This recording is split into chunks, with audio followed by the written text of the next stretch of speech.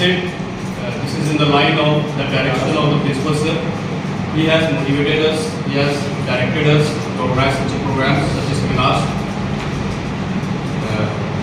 Now the next speaker is Salia Siddiqui, Dr. Salia Siddiqui. She is going to speak on political literature, and she has completed his PhD from Jamia Millia Islamia, and she was working in Mumbai University. Now she is teaching as a faculty member, Samastipur College, Samastipur. Salia Siddiqui.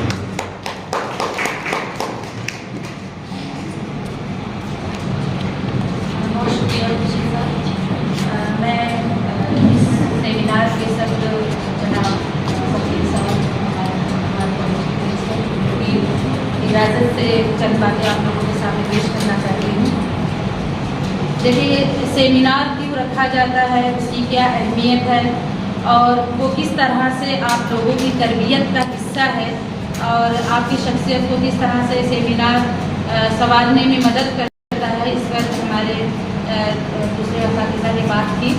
और seminar का एक अहम मकसद ये भी होता है, जो असातिज़ा को बुलाया जाता है, उनके जो ख़यालात आपके सामने पेश होते हैं, उसका एक अहम मकसद ये भी होता है कि आप जो कुछ पढ़ रहे हैं उसके अलावा भी आपको कुछ इशारात मिले, जिससे आपके इल्म में, आपकी नॉलेज में इजाफा हो सके। देखिए, हिंदुस्तान की तारीख़ में जंग आज़ादी और बंटवारा ये तो बहुत अहम हिस्सा है, और जिसका बाद में आने वाली ज़िंदगी पर भी, चाहे वो समाजी ज़िंदगी हो, माशी हो, माशरती हो, तहजीबी हो, ज़िंदगी के हर हिस्से में इस बंटवारे का भी असर रहा, और जो एक अलग मुल्क बना उस पर भी बहुत अहम हिस्सा रहा।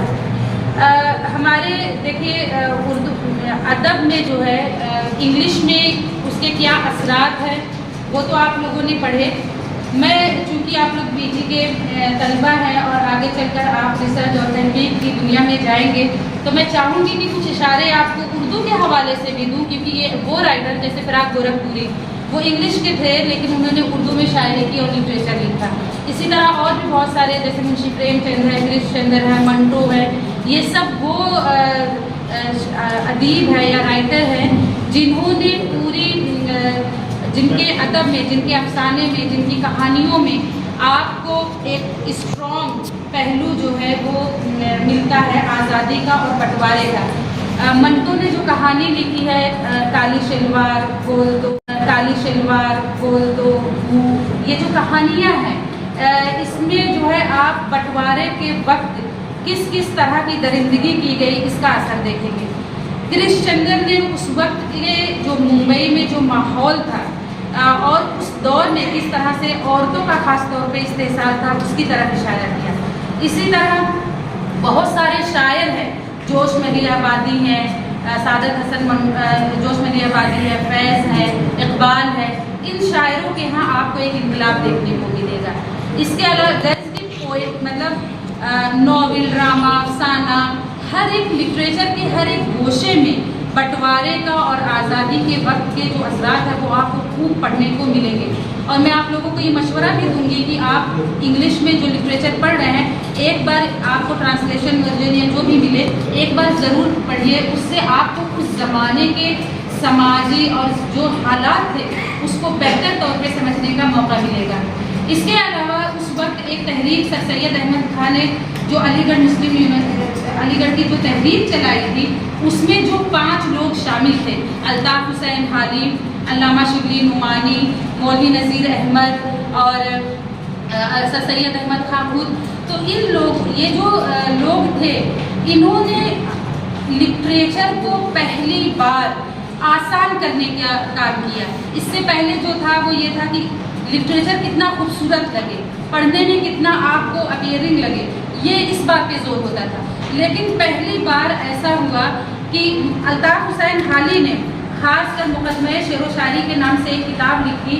उसमें शायरी के लिए क्या क्या ज़रूरी चीज़ें होनी चाहिए और शायर अगर शायरी कर रहा है तो उसके अंदर क्या खासियत होनी चाहिए, इन बातों पर जोर दिया।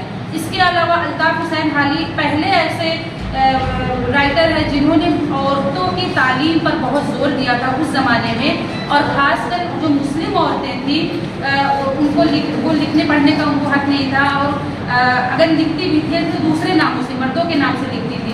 इनके ज़माने में जब तहज़ीबुल इख़लाक़ निकलना शुरू हुआ था, सईद अहमद खान ने रिसाला निकाला तहज़ीबुल इख़लाक़, तो पहली बार औरतों ने खुलकर लिखना शुरू किया।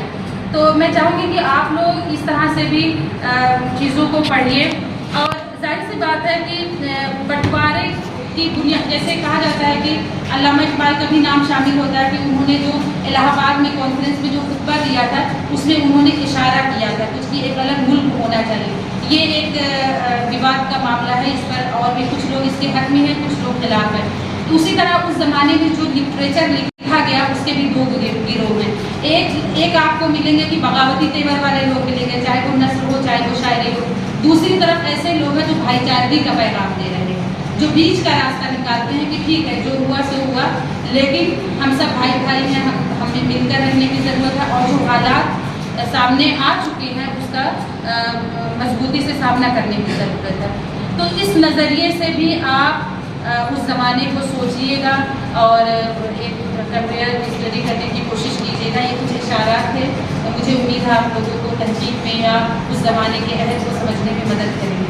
मैं अपनी बात कुछ शेयर के साथ खत्म करना चाहूँगी।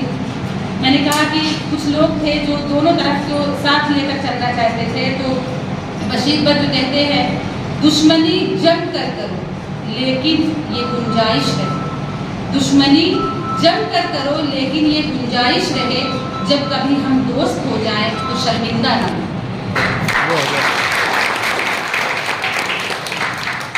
सरहदें अच्छी है कि सरहद पर न रुकना अच्छा, सरहदें अच्छी हैं कि सरहद पे न रुकना अच्छा, सोचिए आदमी अच्छा कि परिंदा अच्छा।